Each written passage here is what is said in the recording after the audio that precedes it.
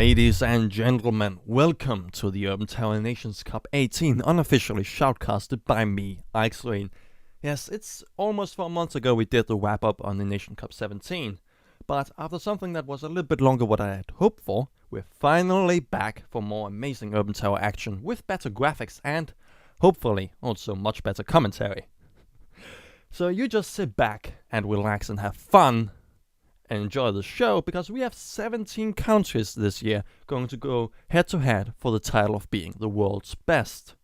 It's going to be played as always with best of threes all the way through, and we are going to start in the group stage, which is going to be point based. This means that the teams have to play against each other once for points, and the team that is then going to gather the most points in each group, then it goes straight to the round of 8, while the second and third placing team of each group have to go through a qualifying rounds first.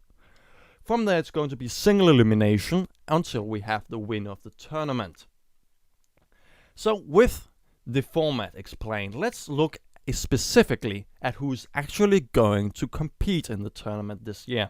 I want to talk about some specific teams and not just all of them. So as from last year, we have the reigning champion returning, being France, actually winning 2 times in a row over the last 2 years.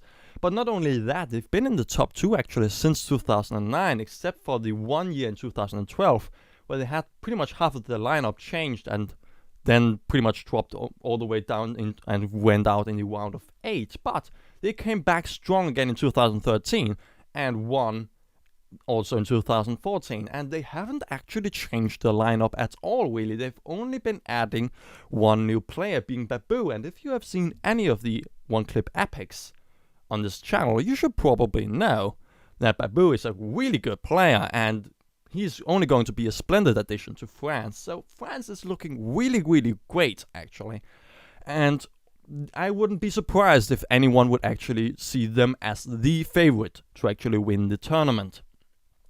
Also in the same group with France, we have Hungary, the team that actually last year came really far, to the surprise of many, pretty much making a Cinderella story come true.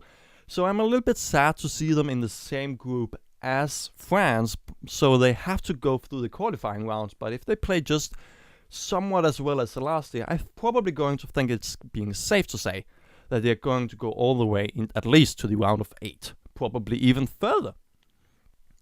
And then there's Portugal and USA in Group B. Portugal actually being the team that has the most impressive results in this whole tournament.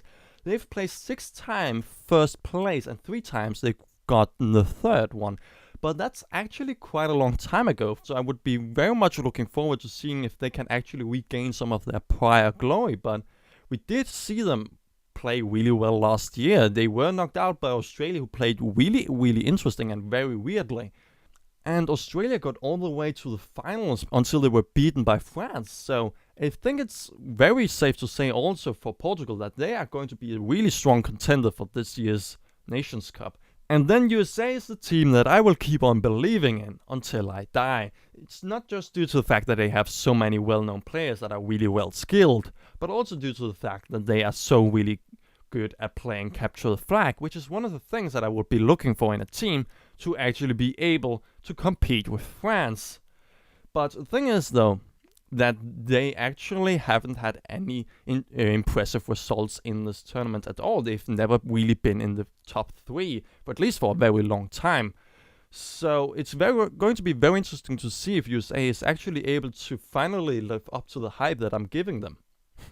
And then we have Brazil, the only team really in Group C that I find to be noteworthy there. And when I say noteworthy, I only mean as in someone who would be in the top 4.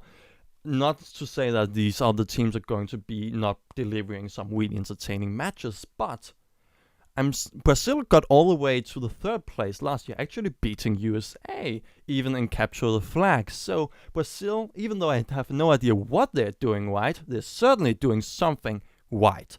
So I'm very much going to look forward to actually shoutcasting one game by Brazil and to see what exactly they're doing. Is it just these massive skill that the players have, or is it some weird Brazilian meta thing that we've never seen before and no one really can cope with?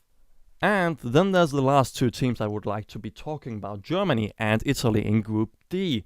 Germany actually had some really impressive results over the last couple of years. In 2012 they actually won the Nations Cup, and in 2013 they actually also got second place, just after France. But then last year they pretty much dropped all the way down into somewhere in the round of 8, just due to the fact that they pretty much had to reshuffle their whole lineup and pretty much was a completely new team. So it's going to be very interesting to see if Germany can get some of their old players back into the lineup, or something that would be even a better story would be something about Germany, actually the current teams growing stronger and actually growing up to be able to get into the round of 4 or even further, and maybe even get even into the finals and win.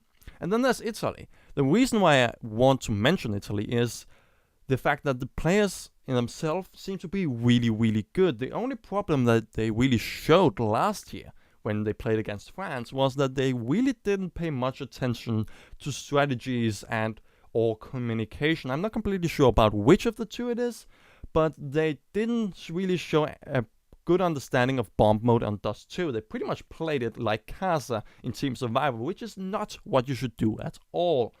So if Italy really can just hone in on the strategies and really focus on the strategies, I think they can get much, much further than what they have done before. They've always been lingering somewhere in the round or the top 8, maybe, and they've even gotten somewhere a little bit further up the rankings over the last couple of years. But if they really can just focus on the strategies, I think they can get really, really far.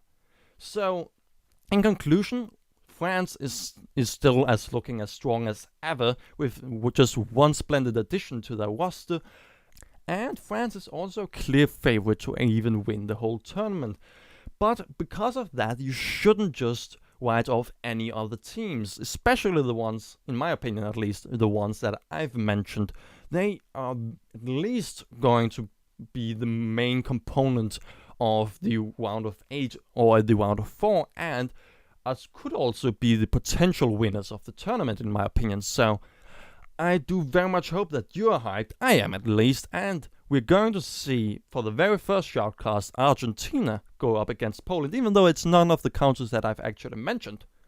I'm still, at least, very much looking forward to it, especially due to the fact that I've never seen these two teams play before, and I wouldn't be very much surprised if they actually can put on something very entertaining anyway. So, we'll see you soon.